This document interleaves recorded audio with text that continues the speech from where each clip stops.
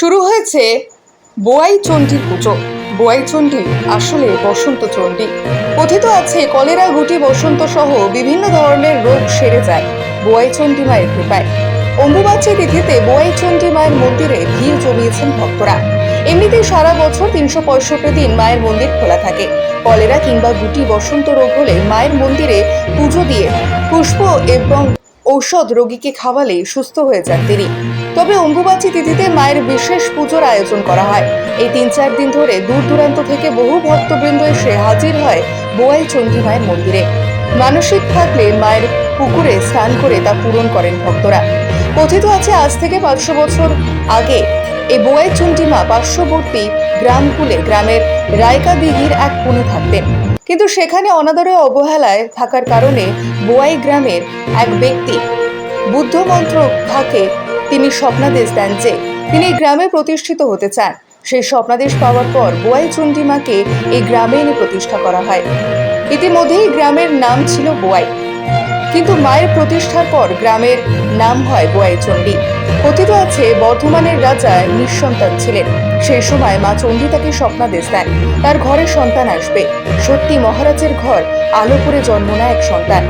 এরপর বর্ধমানের মহারাজা নিজের মানসিক পূরণ করতে বোয়াই চণ্ডী দেবীর মন্দিরে নির্মাণ করে দিয়েছিলেন। এমন অনেক মায়ের লীলা কাহিনীর ঘটনা লোকমুখে শোনা যায়। কলেরা কিংবা বসন্ত মহামারীর আকার ধারণ করলে মা বোয়াই চণ্ডী রক্ষা করেন বলে বিশ্বাস করেন এলাকাবাসী। তাই তো প্রচন্ড রোদ গরমকে উপেক্ষা করেও এই বছরও বহু ভক্তের সমাগম ঘটেছে বোয়াই চণ্ডী মন্দিরে। বোয়াই চণ্ডী পুজো উপলক্ষে মেলাও বসে মন্দির প্রাঙ্গণে। প্রচুর দর্শনার্থীদের আগমনের কারণে বিক্রি বাট্টাও ভালো হয়।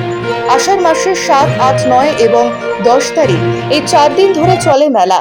আর এই মেলাকে কেন্দ্র করে মেতে ওঠেন বোয়াই চণ্ডী সহ আশেপাশের গ্রামগুলির মানুষজন। মেলা কমিটি ও পুরোহিতরা আমাদের মাধ্যমে দাবি তোলেন মন্দিরকে ঘিরে একটি পর্যটন কেন্দ্র গড়ে তোলার জন্য।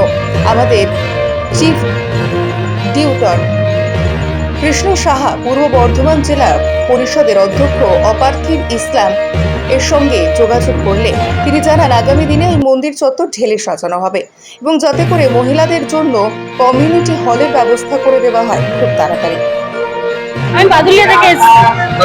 প্রতি বছরই আসে? হ্যাঁ, প্রতি বছরই আসি। অন্যান্য বছরের তুলনায় এবছরে ভিড় কম আছে। কম আছে।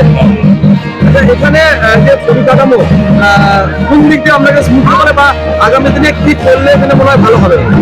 হ্যালো, মানে পানীয় জল, বাথরুম? হ্যাঁ, বাথরুম তো লাগবেই। বাথরুম, হ্যাঁ বাথরুম তো লাগবেই। আপনার নাম? আমার নাম মমতা দাস। দাদা, অন্যান্য বছর তো এখানে আসেন, এবছর এসছেন, প্রত্যেক বছর কিছু না কিছু উন্নয়ন হচ্ছে। এখানে আর কি পরিকাঠামো করলে ভালো হবে? এখানে মেন হচ্ছে মেয়েদের বাথরুম, মেয়েদের মানে মহিলাদের জন্য কি নাম তোমার? কতদিন ধরে এখানে সেবায়ত আছেন? আমাদের এখানে মোটামুটি 100 জনের মতো সেবায়ত আছে বর্তমানে। তারা এখানে যারা আসছে দর্শনার্থী বা মায়ের কানে যারা পুরীতে আসছেন পুণ্যার্থীরা, তাদের একটা আবেদন যে এখানে পানীয় জল এবং হচ্ছে এখানে আরো যে মহিলাদের জন্য যাতে স্পেশাল কোনো ব্যবস্থা করবে, কি ভাবছেন, কি বলবেন? না, সরকারি তরফ থেকে কিছু হয়েছে ব্যবস্থা, আরো যাতে সুবন্দোবস্ত হয় তার জন্য বিশেষ করে সরকারি কর্তৃপক্ষের কাছে আবেদন জানাচ্ছি। হ্যাঁ, পানি, জল, টয়লেট, হ্যাঁ, এবং মানে মহিলা টয়লেট এবং পুরুষ টয়লেট আলাদা আলাদা ভাবে যেন সুবন্দোবস্ত। নাম অলৌকিক ঘটনা কি জানেন?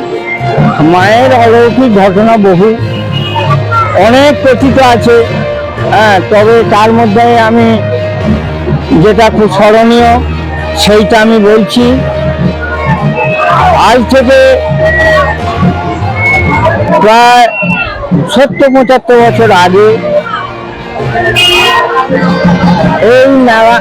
এই মায়ের মন্দিরে সন্ধ্যার পর থেকে কোনো জনপ্রাণী মায়ের শীতল হওয়ার পর এদিকে যাতায়াত করতেন। একবার একটি ম্যাজিশিয়ান এসেছিলেন এই মায়ের প্রাঙ্গণে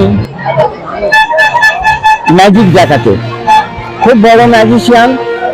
সে একদিন শো করলো একটা জলপাত্রে মায়ের ছবি দেখাবে।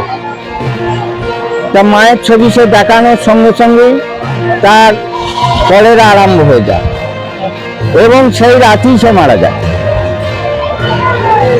তারপর তার যেসব ইনস্ট্রুমেন্ট বা সঙ্গী সাথী তারা সব চলে যায়, ইনস্ট্রুমেন্ট এখানেই পড়ে থাকে।